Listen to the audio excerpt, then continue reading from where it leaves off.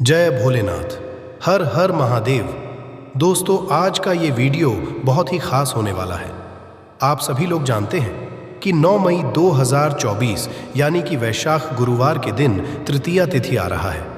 दोस्तों, इसी दिन किया जाने वाला पंडित जी द्वारा बताया गया एक चावल के दाने वाला उपाय आप लोगों को जरूर करना चाहिए, क्योंकि दोस्तों यह एक ऐसा उपाय है जो कि इस उपाय को करने के पश्चात दोस्तों आपको दूसरा कोई और उपाय को करने की जरूरत नहीं है, क्योंकि सबसे बड़ा सबसे नया यह उपाय पंडित जी ने अपनी अभी की सीहोर की कथा में ही बताया है। आज हम आपको बहुत अच्छे से समझाने वाले हैं। इस वीडियो को देखने के पश्चात इस उपाय को समझने के लिए आपको कोई और विधि को देखने की जरूरत नहीं पड़ेगी। तो चलिए दोस्तों, उपाय को शुरू करते हैं। देखिए, यह दिन इतना खास होता है, इतना महत्वपूर्ण होता है। देखा गया है कभी कभी बड़े बड़े पूजा पाठ अनुष्ठान से जो मनों का पूर्ण नहीं होते, 9 मई 2024 यानी कि वैशाख गुरुवार के दिन तृतीया तिथि एक छोटे से उपाय करने से ही आपकी मनोकामना पूर्ण हो जाती है। और बहुत सारे लोगों ने इस उपाय को किया भी है और उनको इस उपाय को करने का फल भी जरूर मिला। यदि आप लोग भी इस उपाय को 9 मई 2024 यानी कि वैशाख गुरुवार तृतीया तिथि के दिन करना चाहते हैं, तो आप इस उपाय को पहले अच्छे से समझ लेना, सुन लेना, उसके पश्चात करना, ना आपको इसका फल जरूर मिलेगा। और इस उपाय को कर लेने से आपके घर में चाहे किसी भी प्रकार की दुख और समस्या क्यों ना चल रही हो, आपको उसका कारण भी नहीं पता है कि भाई ये समस्या किस कारण से चल रही है। उसका कुछ भी कारण हो सकता है, जैसे पितृदोष हो सकता है या किसी भी तरह का मंगल दोष भी हो सकता है, और भी बहुत तरह के दोष होते हैं, कुछ भी हो सकता है। पर आपको इस उपाय को करने के लिए अपने दोष को पता लगाने की भी जरूरत नहीं है। 9 मई 2024 यानी कि वैशाख गुरुवार तृतीया तिथि के दिन इस एक चावल के दाने वाला उपाय को आप लोगों को कर लेना है। यह एक ऐसा उपाय है जिस उपाय को यदि किसी विशेष दिन पर किया जाए तो भाई उस विशेष दिन का जो है वह तो हमें मिलता ही मिलता है। पर हमने उस दिन पर इस एक चावल के दाने वाला उपाय को किया है तो हमें उससे भी बड़ा फल मिलता है, और फल बहुत जल्दी मिलता है, क्योंकि आप इस उपाय को बहुत ही बड़े और विशेष दिन पर कर रहे हो। क्योंकि 9 मई 2024 यानी कि वैशाख गुरुवार तृतीया तिथि के दिन तृतीया तिथि बहुत ही ज़्यादा बड़ा होता है। इसीलिए दोस्तों, आज की इस वीडियो में हम आप लोगों को एक चावल के दाने वाला उपाय समझाएंगे, जिस उपाय को करने से यदि आपकी किसी भी प्रकार की मनोकामना है, किसी भी प्रकार की दहक और परेशानी है, सबसे ज्यादा समस्याएं आपके जीवन में ही हैं। यदि आपको धन प्राप्ति नहीं हो पा रहा है, रुपए पैसे की आपके लगातार दिक्कत परेशानियां चलती चली आ रही है, आपका व्यापार आपकी नौकरी यदि अच्छे नहीं चल रहे हैं, जिसकी वजह से घर में लगातार आर्थिक समस्याएं बनी रहती हैं, घर का कोई ना कोई सदस्य यदि बीमार रहता है, आपस में एक दूसरे से लड़ाई झगड़ा होता रहता है, किसी की यदि बनती नहीं है, तो पूज्य गुरु जी ने कहा है कि जब आपके जीवन में ऐसी परिस्थितियां आ जाए कि आप एक एक रुपए खर्च करने से पहले कई कई बार सोचने लगे हो, आपको धन यदि नहीं हो पा रहा हो, तो आपको केवल और केवल एक चावल के दाने वाला उपाय से शिवलिंग के सामने एक ऐसा विशेष उपाय करना है जो आपकी इन सारी समस्याओं को केवल 21 दिन के अंदर ही समाप्त कर देगा। तो चलिए जानते हैं इन विशेष उपायों के बारे में। किंतु उससे पहले जो भी मेरे भाई मेरी प्यारी बहनें आज गरुड़ धर्मार्थ चैनल पर पहली बार आए हैं या मेरी आवाज़ आज पहली बार सुन रहे हैं, यदि आप भी महादेव के भक्त हैं तो वीडियो को लाइक और चैनल को सब्सक्राइब ज़रूर कर लें। दोस्तों, अब उसके पश्चात में दोस्तों ये वाला जो उपाय है ये किसको करना है, तो देखो, घर का जो बड़ा और मुख्य सदस्य होगा उसी व्यक्ति को ये वाला उपाय करना है। अब वह बड़ा व्यक्ति मुख्य रूप से घर की माताएं बहनें होंगी तो ज़्यादा बेहतर होगा। मतलब कि घर की जो बड़ी माताएं बहनें होंगी, यदि वह यह वाला उपाय करेंगी तो ज़्यादा अच्छा होगा, क्योंकि घर की जो माताएं बहनें होती हैं वह घर की होती, और जब घर की लक्ष्मी कोई उपाय को करती है तो उसका फल हमें बहुत जल्दी और बहुत बड़ा होकर मिलता है। और जितने प्रकार की समस्याएं आपके जीवन में चल रही होंगी वह धीरे धीरे करके दूर होना शुरू हो जाएंगी।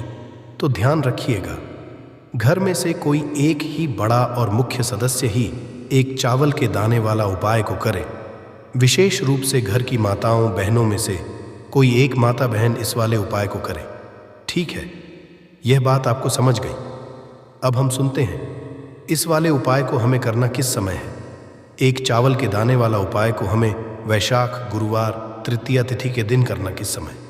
तो देखिए, इस उपाय को करने का जो समय है वह सुबह का समय है और शाम का समय भी है।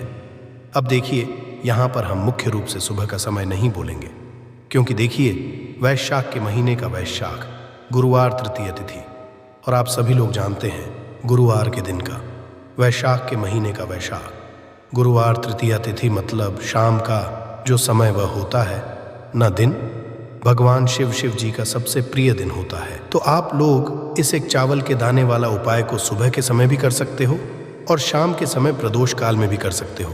सुबह के समय यदि कर रहे हो तो 11 बजे तक भी यदि उपाय करोगे तो भी आपको उपाय का फल मिलेगा। वही यदि शाम के समय कर रहे हो तो इस दिन ज़रूर शाम के समय का ध्यान रखना कि शाम के 6 बजे से लेकर 7 बजे के बीच में यदि आप इस उपाय को कर सकते हो तो कर लेना, पूरी कोशिश करना। पर यह बात आपको समझ आ गई कि आप इस उपाय को सुबह और शाम दोनों समय कर सकते हो, मतलब करना आपको एक ही समय है। घर में से किसी एक ही बड़े व्यक्ति को करना है, पर एक ही बार इस उपाय को करना है, दोनों समय नहीं करना है। आपको जो समय अच्छा लगे आप उस समय पर इस वाले उपाय को कर सकते हैं। देखिए, इस वीडियो में हम लोग पूज्य गुरुजी द्वारा बताए गए 3 बेहद खास और अचूक उपायों के बारे में बात करेंगे। इनमें से जो भी उपाय के लिए सरल हो, आसान हो, वो आप अपनी सुविधा अनुसार कर सकते हैं। चलिए अब बात करते हैं पूज्य गुरुजी द्वारा बताए गए अपने पहले खास उपाय के बारे में। आपको एक लोटा जल ले लेना है। लोटा आप तांबे का ले लीजिएगा और जल सदैव की तरह अपने घर के किचन से आपको ले लेना है। फिर इसी के साथ आपको ले लेना है केवल एक चावल का दाना। अब जो भी आप चावल का दाना लेंगे वो कहीं से भी टूटा खंडित नहीं होना चाहिए, चावल का दाना पूर्ण होना। फिर इसी के साथ आपको ले लेना है एक बेलपत्र। बेलपत्र यदि आपके पास में नहीं है तो शिवलिंग के ऊपर छड़ी हुई बेलपत्र को उठाकर इसे जल से आप शुद्ध करके आप फिर से इसका प्रयोग शिवलिंग पर कर सकते हैं। बस आपको ध्यान रखना है कि बेलपत्र कहीं से भी कटी फटी टूटी खंडित नहीं होनी चाहिए। और इसी के साथ यदि बेलपत्र के आखिर में डंडी या ठुटका है तो उसे भी आपको तोड़ करके अलग कर लेना है। फिर सबसे आखिर में को लेना है थोड़ा सा पीला चंदन। यदि आपके घर में पीला चंदन पाउडर फॉर्म में है तो आप उसे ले लीजिए, या फिर यदि आपके घर में पीले चंदन की लकड़ी है तो उसे घिसकर उससे पीला चंदन आप निकाल सकते हैं। अब ये सारी सामग्री लेकर के आपको पहुंच जाना है शिवालय। पूज्य गुरुजी ने कहा है कि यह उपाय आप शाम को प्रदोष काल के दिन यदि करते हैं तो यह आपके लिए अति उत्तम रहेगा। यानी कि आप इस उपाय को शाम को दोष काल के समय कर लीजिए, और यदि शाम को प्रदोष काल में आपके पास में समय टाइम नहीं है तो फिर आप इस उपाय को प्रदोष के दिन आप सुबह प्रातः काल में भी कर सकते हैं। शिवालय पहुंचने के पश्चात सबसे पहले आप जो एक बेलपत्र अपने साथ लेकर गए हैं उस बेलपत्र की सबसे आगे वाली पत्ती पर, यानी कि सबसे बड़ी वाली जो पत्ती होती है, ऊपर उस पत्ती में आपको चिकनी साइड में इस पीले चंदन को अच्छी तरीके से लगा देना। बेलपत्र की सबसे आगे वाली पत्ती में आपको इस चंदन को लगा देना है। फिर इसके पश्चात आप जो एक चावल का दाना लेकर गए हैं वो इसी पत्ती के ऊपर आपको चिपका देना है। अब यह बेलपत्र आपको शिवलिंग के ऊपर समर्पित कर देना है। ये बेलपत्र समर्पित करते हुए आप इस बात का ध्यान रखेंगे कि बेलपत्र की डंडी का हिस्सा जलाधारी की तरफ रहेगा और बेलपत्र की चिकनी साइड, यानी कि जिस तरफ आपने पीला चंदन लगाया हुआ है, वो साइड शिवलिंग में टच करेगा, शिवलिंग में स्पर्श करेगा। बेलपत्र रखते समय आपके जीवन में जो भी संकट है, जो भी कष्ट है, जो भी परेशानी है, तो उस समस्या को दूर करने के लिए आप महादेव जी से प्रार्थना कर लेंगे और यह एक बेलपत्र आपको शिवलिंग के ऊपर समर्पित कर देना है। इसके पश्चात आप जो एक लोटा जल लेकर गए हैं उस जल को आप धीरे धीरे शिवलिंग पर समर्पित करते जाएंगे इसी बेलपत्र के पर, और लगातार श्री शिवाय नमस्ते या ओम नमः शिवाय मंत्र का स्मरण करते जाएंगे। पूज्य गुरुजी ने कहा है कि यदि हम महादेव जी के सामने यह विशेष उपाय करते हैं तो हम आपको यकीन दिलाते हैं कि आपके जीवन से सारी समस्याओं का अंत मात्र 1 माह में होना शुरू हो जाएगा। अब इसके पश्चात बात करते हैं पूज्य गुरु जी द्वारा बताए गए अपने दूसरे खास उपाय के बारे में। देखिए, इस उपाय को उन लोग करना है जिनके शरीर में कोई भारी रोग हो गया है, कोई बीमारी हो गई है। उनकी बीमारी यदि दूर ही नहीं हो रही है, डॉक्टर को दिखाकर यदि दवाइयाँ लगातार खा करके भी वो परेशान हो चुके हैं, किंतु उनका रोग ठीक होने का नाम ही नहीं ले रहा है, तो ऐसे लोगों को ये उपाय ज़रूर करना है। देखिए, इस उपाय के लिए आपको केवल 1 लोटा जल ले लेना है। लोटा आप तांबे का ले लीजिएगा और जल सदैव की तरह आपको अपने घर के किचन से ले लेना है। फिर इसी आपको ले लेना है थोड़ा सा शहद। आप आधे से भी आधा चम्मच शहद का उपयोग कर सकते हैं। अब ये दोनों सामग्री लेकर आपको पहुंच जाना है शिवालय। पूज्य गुरु जी ने कहा है कि यह उपाय भी आप सुबह करना चाहे तो सुबह कर सकते हैं और शाम को करना चाहे तो शाम को कर सकते हैं। मतलब जब भी आपके पास में टाइम मिले तो आप प्रदोष के दिन शिवालय पहुंच करके इस उपाय को कर सकते हैं। शिवालय पहुंच करके सबसे पहले आप एक काम करेंगे। आप जो शहद लेकर गए हैं उसको आप अपनी उंगली में लगा लीजिए और इस शहद से आपको माता अशोक सुंदरी वाले स्थान पर ओम बना देना है।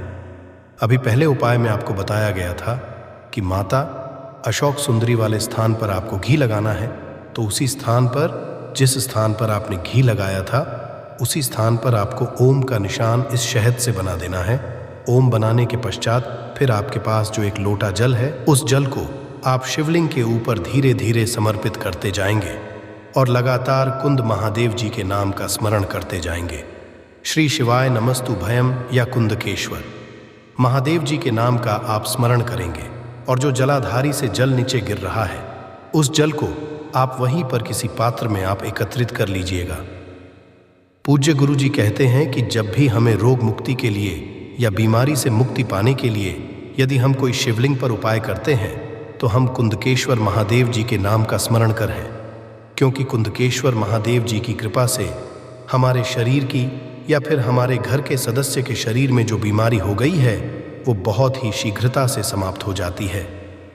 अब यह जो जल आपने शिवलिंग पर चढ़ाया है, जो जल जलाधारी से जल नीचे गिर रहा है, जिसे अपने पात्र में इकट्ठा किया हुआ है, इसको आपको महादेव जी से औषधि स्वरूप मांग लेना है। महादेव जी से प्रार्थना करने के पश्चात फिर ये जल लेकर के आपको पहुंच जाना है अपने घर और इस जल से आप करते रहिए। जो भी आपके घर में बीमार व्यक्ति है, जिस भी व्यक्ति के शरीर में भारी रोग हो गया है, उस व्यक्ति को इस जल का थोड़ा थोड़ा आचमन कराते जाइए। पूरे दिन में 2-4 बार इस जल का आचमन थोड़ा थोड़ा कराते जाइए और कुंदकेश्वर महादेव जी से प्रार्थना करते जाइए। पूज्य गुरु जी ने कहा है आपके शरीर के रोग ठीक हो जाएंगे।